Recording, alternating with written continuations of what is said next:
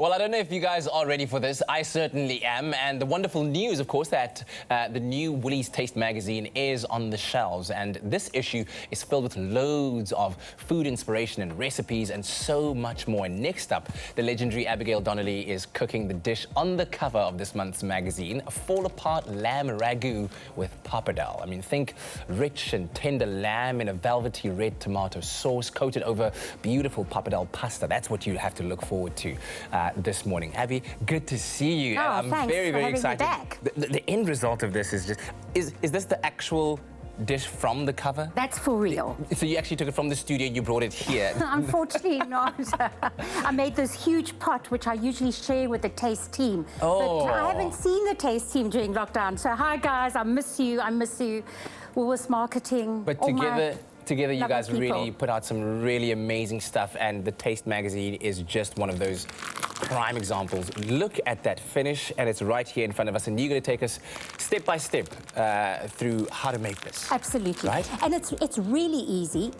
I mean, a lot of people say to me, what's the difference between ragu and bolognese? Okay. But actually, traditionally, they're both made with mince. Okay. Beef mince and pork, and not a leg of lamb. Okay. But it's like this is more kind of special thing, and it also makes a lot of it. So you can eat half and then freeze the rest and stuff it into burritos or whatever you fancy, or more pasta.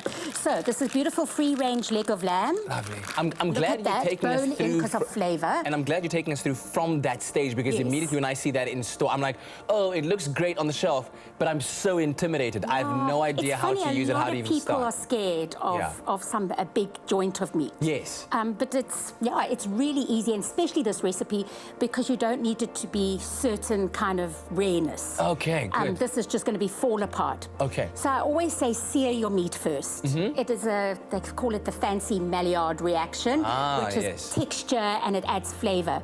And I always, sometimes, not always, I always do it, but there's sometimes where I'm a little bit lazy, and it really does show in the end result. And searing it as well allows you to seal in the moisture, because it really creates a layer on the outside that keeps all the moisture inside. Caramelization. Exactly. And then also texture. Yes. And if you heat meat up to anything over 200, 250 and over, it just pushes the flavour, so it just gives you an extra meaty flavour. Okay, good, all right. Which is great. So I always do it in a cast iron pan, because then I don't have to wash too many dishes. Okay. I don't like doing that. And then you just sear it quickly on either side. You can add a little bit of olive oil if you want, just to help it go. All right. On both sides. So how long on each side did you say? Just in probably about 5-10 minutes. It depends on your heat. I've got quite a powerful gas at home, but you can hear it sizzling already. It's already, so it's partying, it's 5 minutes either on side. You're not cooking it, you're just searing it. And is it just on the major surface area, so that side and then the flip side, or you want to go all the way around? No, I just do it on either side. Okay. I mean, but I suppose if you are a perfectionist, you can, and if you've got time.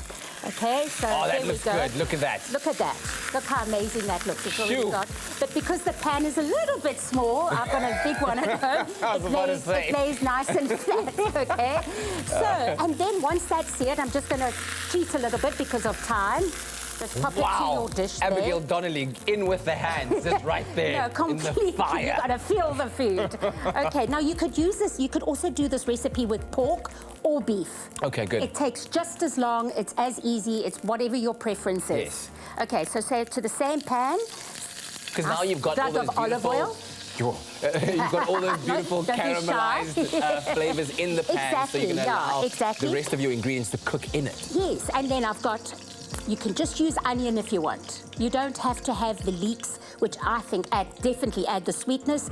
Celery, I often add a little bit of grated carrot, especially to my bolognese. Okay. It just adds like a beautiful sweetness, and it takes away the bitterness of any tomato paste that you're using. All right. So you don't have to add sugar. Go ahead, okay. Okay, so here we go. The celery. Just go for it. All your celery, your spring onions, and of course, shallots is fine as well. these are going to contrast beautifully with that red tomato sauce coming up. Fresh bay leaves, yeah. what are Bay leaves, if you've got dry, that's also cool, but I love fresh bay leaves. And I always just give them a little crunch. Yeah, they just smell so beautiful. I'll come to you. Oh, hello. So beautiful. Whoa. So in there, and whatever herbs, nice hardy herbs. If you want to use fresh herbs like basil or parsley, only add that at the end. Okay. Because you don't want to cook it all out. These are nice and hardy. What is that, thyme? This is thyme. Yes. You can add some rosemary. I see we've got some rosemary here as well. I was about to ask, because that's the typical kind of hardy herb that you can just is typical of cooking it lamb. and put that all wow, together. you're just going at it. And then we go. I love and it. Then slowly, you don't want to really brown these too much. Let them go slowly until they're soft and they still keep their colour. And then garlic. Oh, yes. Now, what I add a lot of garlic. Don't Good be luck shy. on date night. Exactly. And then what you can do is save a little bit of garlic to add just at the end, just to layer it and lift it. It's up to you. It really is, yeah. And it's really easy peasy. Then we're going to add our whole tomatoes. Yes. I think I'm not going to put those onions in. Whole tomatoes. You can use chopped if you want. You can use crushed. But I just love... Wait, how do you get them to that state? What did you do? These tomatoes? Yes. Oh, they came out of a can. Oh, out of a Woolworths can. Great. A 400-gram Woolworths can. But if you want a looser, runnier ragu with lots of sauce, like the really Italian way, in South Africa we often have more meat than sauce, but I like it when it's spread out and it just coats the pasta. It's so delicious. You want your pappardelle to kind of be dancing in that lake of sauce, right? So to this leg of lamb, I would probably add even 2 or even 3. Wow. Because it depends how many people are eating. Okay, and then tomato paste. I love these cubes of tomato paste. Let me just do that, like face cream. Pop it open. I thought you were literally about to spread that onto your hands, rub it in a little bit, then just dab under the eyes. Listen, it's such a pure product, it'll be okay. So you actually just go with all of it. That's going to be a lot of because flavor. I love flavor, umami, beautiful meaty flavor, savory flavor, and also color. And I guess when you think about it as well, the leg of lamb that you've got there is quite a sizable portion of meat, so you need a lot of flavor to not just coat the outside, but to really sink into those meat fibers so that when you ultimately eat it, every single mouthful is bursting with flavor. Absolutely, yeah. And then the important thing is that you don't have spaghetti with this, because spaghetti is too thin for the nice piece, the chunks of meat that it's going to create. Use that for your bolognese. Rather use a wider, and this is great in a homemade lasagna too. Oh my goodness. Using the lamb. Wow. And then this is stock. If you fancy wine, I don't really like cooking with wine. If I do add wine, I add a white wine or rosé, not a red. I just find it a little bit tangy and bitter in the sauce. But I've got a beautiful beef stock here. Okay, good. Okay. There we go. There we go. And this then don't be is shy. sauce heaven. Don't be shy. Oh my goodness. And then... What kind of stock is that, by the way?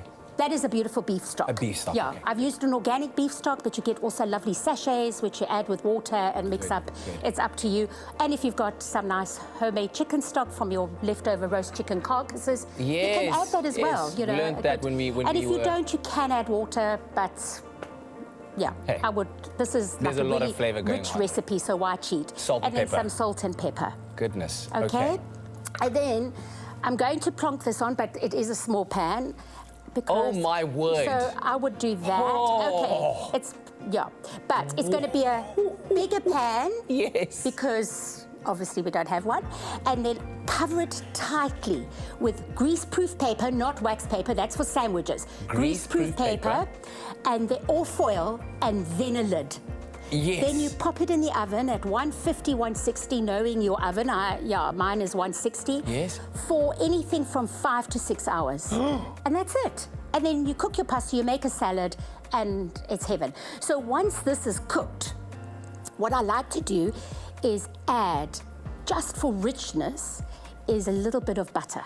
So when I say a little bit, probably about for this 2 tablespoons of butter. Sometimes you can add milk in the process.